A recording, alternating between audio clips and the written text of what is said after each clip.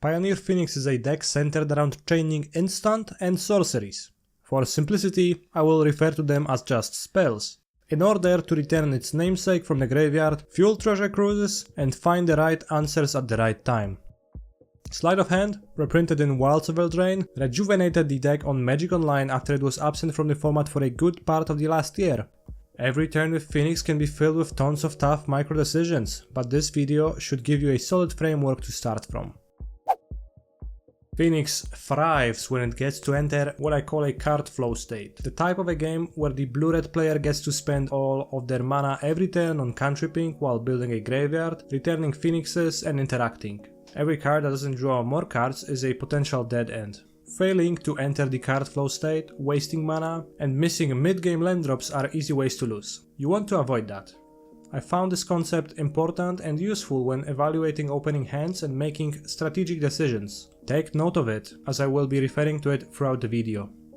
Pieces of the Puzzle is really good at keeping your cards flowing and is incredible at fueling delve spells. With Fetchlands banned, enabling delve is actually a lot of work. While many players picking up Phoenix for the first time instinctively see pieces as draft chaff, pieces make the deck cohesive and consistent in ways that more conventionally powerful options like Fable don't offer. I know that pieces fit. There is a downside. Pieces of the Puzzle will require you to play as many spells as possible. With 32 hits in the deck, Pieces is still almost 15% to only grant you one card, so you don't want to go much lower. Remember about it when sideboarding and do not sabotage yourself. Let's take a look at how the desire to keep cards flowing will influence our mulligans. This exercise will presume no knowledge of the matchup. This is close to the perfect hand. Cantrips, good mana situation, Shredder will be easy to trigger, and you have early pieces ready. With a mulligan, we put back Slide. On 5, the decision is tough, and it's Impulse or Shredder, as getting land free and resolving pieces will be important in recovering from the mulligan. The second hand is worse, but I'm always happy to keep it in the dark on 7. Phoenix is the first card to mulligan away, followed by an Opt. This hand might look okay at a first glance, but cards won't flow. If removal is great, you could keep, but as we don't know the matchup, I would mulligan on 7 cards. On 6, I keep and get rid of Iteration, and on 5, I would also drop Fiery Impulse and hope to meaningfully return Phoenix early. Once again, with this hand we need to trust that Shredder and removal will be impactful. Without confidence in that, I would mulligan on 7 and put back Trespass on 6 and probably Impulse on 5. Phoenix players often wonder, should I play Ledger Shredder or Fang in the Eyes? Let's go over the pros and cons of each. Ledger Shredder supplements your core strategy well. It's a threat, a blocker, but most importantly, Connive triggers help you keep your cards flowing. Being a discard outlet, Shredder also lets you omit Chartecores, a card I'm not excited to play on raid. Shredder tends to be a better threat when facing post-board hate, letting you filter your graveyard-reliant cards away. Fang in the Eyes doesn't help cards flow, but has an enormous impact against creature decks when it flips. It also hits really hard with a Temporal Trespass. Still, it's largely a Monog Green Devotion hate card. It's worth noting that Ledger Shredder is also an excellent turn 2 play against green. It's a high risk, medium reward card against decks with removal. I like the powerful effect that Fang offers, but I typically view any things in my main deck as a way to supplement my 2-drop slot against Mono Green, Shredder coming first. Temporal Trespass is a way to eventually convert your card flow into a game-winning combo. Some lists skip the combo and just play 4 cruises. Personally, I'm a fan of the combo, as it gives me a clear and powerful direction to steer the game towards. Ledger Shredder filtering makes it easier to play a pair of each combo piece. I wouldn't want to do that with just Fangs. Phoenix is very hard castable and can be respectable in its Snarfopter mode. There's no shame in casting Lightning Axe for 6 mana if the game calls for it either. Hard casting Treasure Cruise is rare, but happens in extraordinarily long games against hate. You can easily churn through your entire deck in a longer game. Be careful and avoid casting pieces if you'll need extra threats to actually deal damage. This comes up especially often with regards to Hall of the Storm Giants if you already milled one. Maximize your connives. For example, slide Fire Impulse into hold priority and respond with an opt will see the maximum amount of cards possible before making a connive decision, digging the deepest for a Phoenix. If your hand has pieces of the puzzle, prioritize taking an extra land or two with your cantrips. Pieces guarantees spells, and getting stuck on free mana with pieces can be really awkward. Between mulliganing and cantrips, you put cards on the bottom of your deck. You never shuffle, so it's good to make a mental note of what went here, especially combo pieces and phoenixes. Phoenix as a deck is weak to graveyard hate, so you need sideboard plans that tackle that. Leyline of the Void and Rest in Peace will render all of your graveyard useless, and blue-red cannot really remove enchantments. Bounce spells are not realistic solutions, so you just need to be capable of winning with no graveyard. Temporal Trespass gets hit the hardest by graveyard hate, so you'll often cut it. Against creature decks where Cruise and Removal is more than enough to win, you just won't need it. 4th Treasure Cruise is a reasonable sideboard card to make that swap. Your sideboard will likely include a few alternative threats. Planeswalkers are strong, but lots of Pioneer decks have access to manlands to harass them, and they often need to stick for multiple turns. From amongst those, I have especially liked Saheeli, as she's cheap and protects herself on the ground with her tokens. Crackling Drake is a bit expensive but high impact. Card advantage, blocks, flies over opposing boards, and demands an immediate answer. Drake's downside is being vulnerable to creature removal, especially Rending Volley. I like to pair Drake with Saheeli, as Saheeli can give Drake virtual haste. Young Pyromancer is cheap enough to be played early and hold up counter magic later. Notably, Pyromancer is better than 3rd Path Iconoclast because being blue is actually a downside. Unlicensed Hairs can be as scary as Rest in Peace on turn 2, while later in the game it won't necessarily cut you off your delve spells. Still, the easiest solution is to remove it. Those cards solve Hairs while being reasonably flexible. Phoenix is not a very good counterspell deck. While a dash of counter magic is excellent, I would avoid running too many. Counter magic has inherent anti-synergy with Arclight Phoenix. Phoenix wants you to cantrip on your turn and tap out. It's reasonable to trim 1 or 2 Phoenixes when bringing lots of counter magic to avoid having a deck that's too clunky. I experimented with big spells that can be found with pieces and also be threats, and while they were solid against Ragos midrange, they are pretty narrow. As usual, I will give you tips on how to play and sideboard in most popular matchups. I will provide you with tentative plans with the decklist you see on the screen right now, but remember that you always need to stay flexible and adapt to what you see on the other side of the table. I will also mention ways in which you can change your build to be stronger in any given matchup. Keep an eye on having a proper amount of spells in your deck post-board. You will often reduce your spell count, just think twice before presenting all of your threats at the same time. Phoenix's plan against Monog Green is sticking a 2-drop and working towards Trespass combo while holding counter magic for their big plays. Pyromancer is close to being good enough if you want more 2s. Having pressure on board is just so valuable. Old Growth Troll can be problematic as both an attacker and sticky devotion, especially in multiples. You really don't want to lightning axe it, so play some other solutions. Shredder blocking sort of counts. Before Polukranos was introduced, I used to cut all lightning axe. Keeping some is reasonable now. Cutting a little bit of top end card draw is reasonable, and cutting down a Phoenix helps avoid clunky hands. I wouldn't want to go down to 2 Phoenix, as getting 1 early makes harassing Planeswalkers way easier and you want your Trespass to actually win. In your opening hands, prioritize early action. A removal for Elf, Spell Pierce for the ramp, and a 2-drop creature are very important. You can't afford to spend the first 2 turns just cantripping. Adding a ton of sideboard cards is not necessarily productive against Monog Green, as none of your cards are particularly bad in the first place. If you really want to nail down this matchup, you should be playing main deck Fang in the Ices. Fang in the Ice makes it easier to cut more Phoenixes.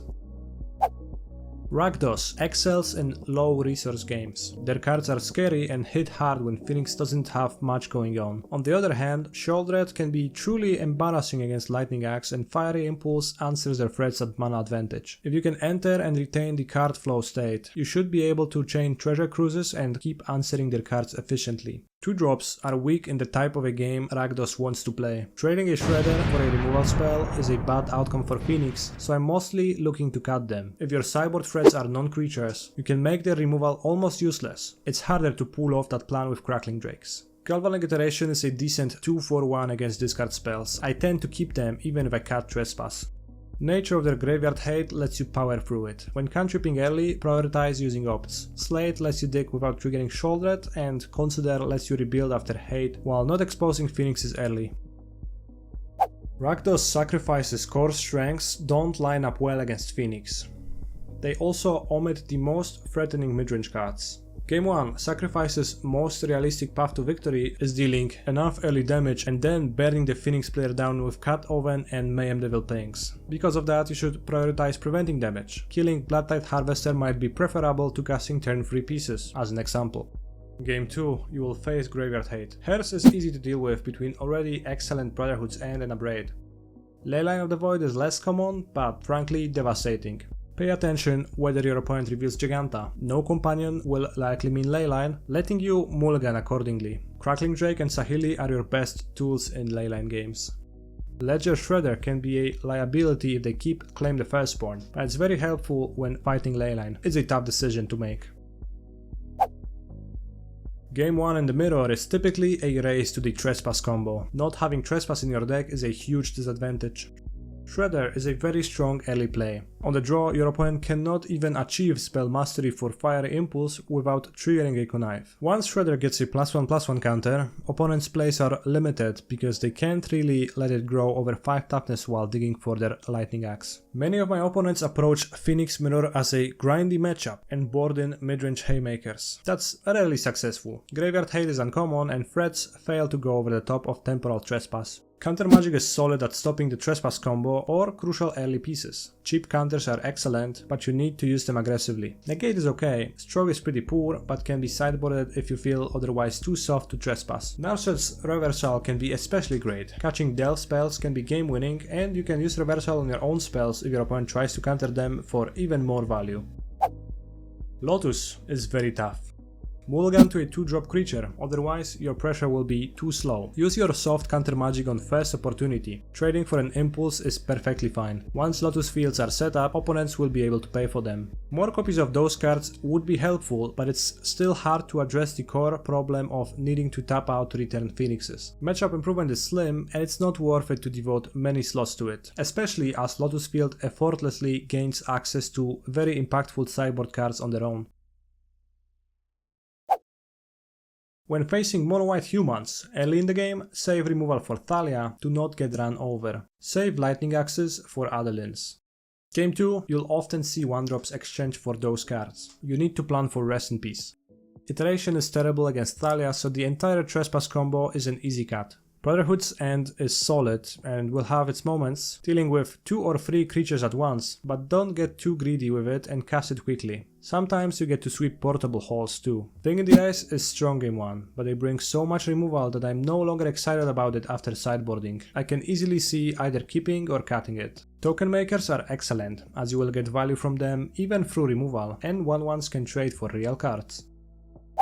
Spirit's matchup is similar to mono-white, but their creatures are smaller. Shredder is excellent at blocking here. Token makers do not produce blockers, so they aren't useful. Mystical Dispute is also one of your best cards here. The most dangerous heroic creatures are Hoplite and Virtuoso. Kill those if opponent taps out. You have slightly more room to maneuver around other creatures. You have enough removal for the matchup to be favorable, but beware of Rest in Peace. Rending Volleys, bounce spells or more spell pierces would make it even more favorable. Creativity comes in a few variants, but matchups are similar. You want counter magic for their combo, and you won't face Graveyard Hate. Keep some removal to answer Fable and Shark tokens, and don't be too stingy with your counter spells. Creativity players can cut creativity entirely and try to beat you with Shark Typhoon and Hullbreaker Horror, cards that punish passive gameplay. Fang in the Ice is actually slightly hard for them to kill and worth playing because of that. As long as you are able to hold up Otawara, you can't die to the Worldspine and Wurm variant for a turn. Keep that in mind. Against Control game 1, use Fiery Impulses to save Phoenixes from exile effects. Trespass combo is the main game plan game 1. Try to cast and Flashback Iteration the same turn to beat counter magic. I like to gamble on keeping half of the combo even if I know they will have Rest in Peace in game 2. Make sure to keep some removal to respect Shark Typhoon and possible sideboard juke creatures. This is a broad group of decks that all play similarly. Expect Rest in Peace. Sideboarding and playing games can be tough. You need to present a balanced deck.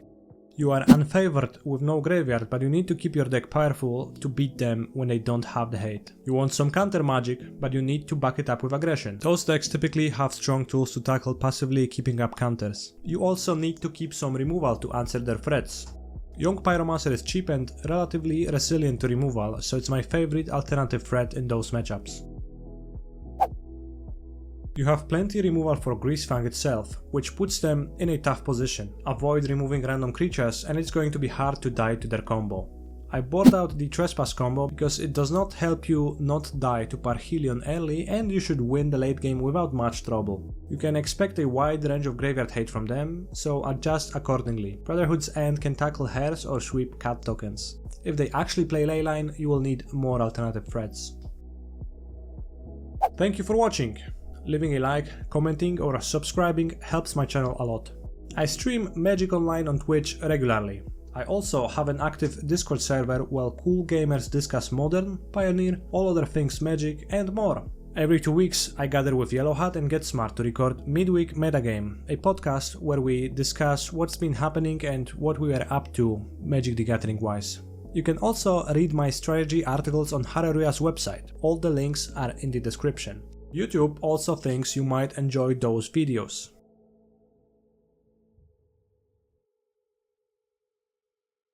Stay hydrated.